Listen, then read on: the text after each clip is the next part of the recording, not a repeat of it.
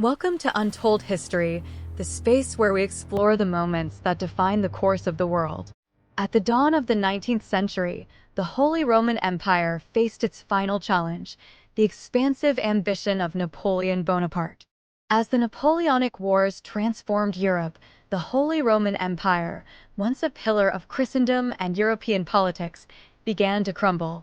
The creation of the Confederation of the Rhine in 1806, under Napoleon's control, marked a point of no return for the weakened imperial structure. With the abdication of Francis II, the last Holy Roman Emperor, and the proclamation of the Austrian Empire, the chapter of an institution that had endured for 1,000 years was closed. But was this really the end or the beginning of a new European order? Join us as we explore how the dissolution of the Holy Roman Empire changed the political map of Europe forever. The beginning of the 19th century marked the end of an era for Europe. The Holy Roman Empire, an institution that for more than 800 years had been a witness and main actor in the most profound transformations of the continent, faced its definitive dissolution in the midst of the convulsive Napoleonic Wars. The story of this outcome began with Napoleon Bonaparte's rise to power in France. In 1799, after a coup d'état, Napoleon consolidated himself as first consul, and in 1804 he proclaimed himself emperor. His ambition to restructure Europe led him to challenge traditional monarchies, employing a combination of military victories and strategic treaties to redraw the continent's map and weaken existing institutions.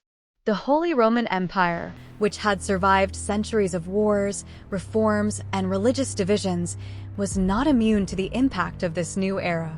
Napoleon's victories began to erode the stability of the empire. The Battle of Marengo in 1800 secured its dominance in Italy, while the Battle of Austerlitz in 1805, known as the Battle of the Three Emperors, marked a point of no return.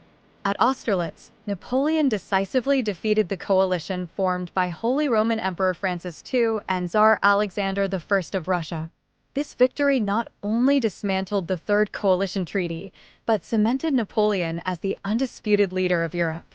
For the Holy Roman Empire, the defeat meant the beginning of its end. The Holy Roman Empire was already weakened before Napoleon's attacks.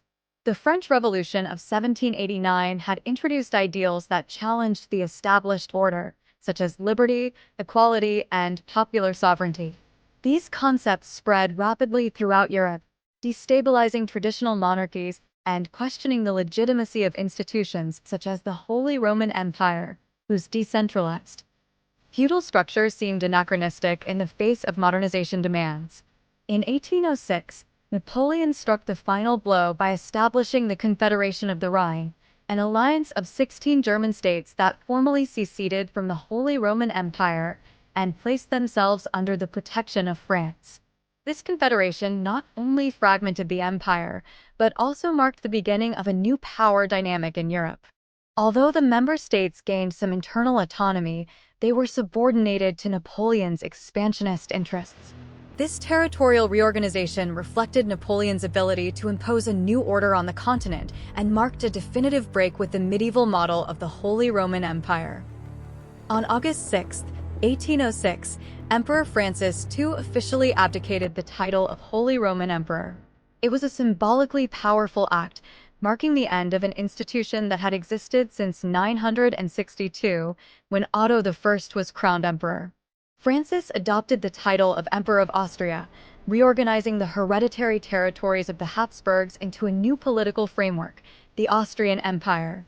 This abdication not only represented the end of the Holy Roman Empire, but also the recognition that a decentralized, feudal model was no longer viable on a continent transformed by modernity and the centralization of power.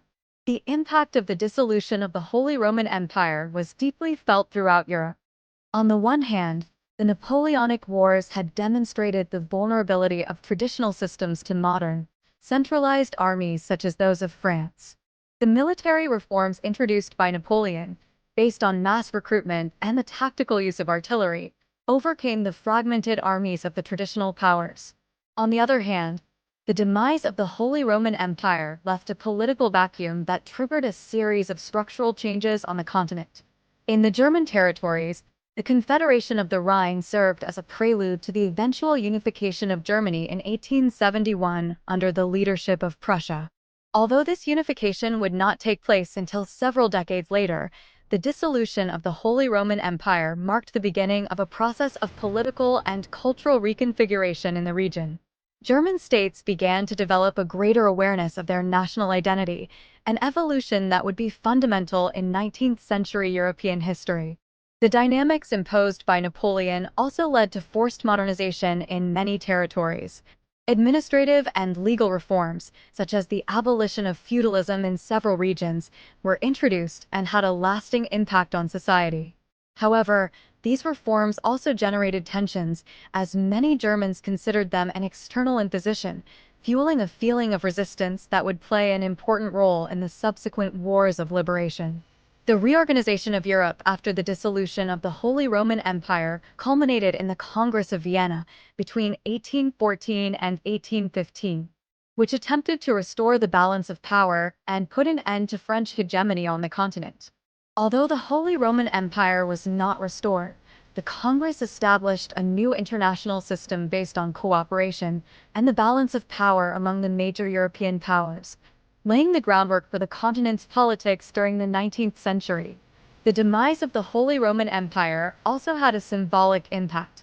It represented the end of the medieval idea of a unified Europe under a joint spiritual and secular authority. Although that view had been eroded by centuries of wars, reforms, and religious divisions, its ultimate demise marked a transition to a continent defined by nation-states and centralized monarchies. However, his legacy did not disappear completely. The ideals of cooperation between states and the balance of power survived and continued to influence European politics.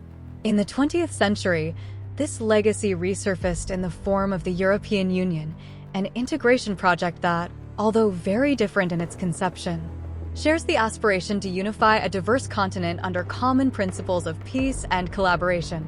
The end of the Holy Roman Empire in 1806 was undoubtedly a turning point in European history. It symbolized the collapse of an old order and the birth of a new world. But beyond its demise, its impact lives on in the institutions, ideas, and structures that shaped Europe, from the political reorganization of the 19th century to the ideals of unity and cooperation that still inspire the continent today. We appreciate your company in this episode. Was the end of the Holy Roman Empire a tragedy or a historical inevitability? We invite you to discover it in the next and final chapter of our series, where we will address the lasting impact of the Holy Roman Empire and its legacy on European history.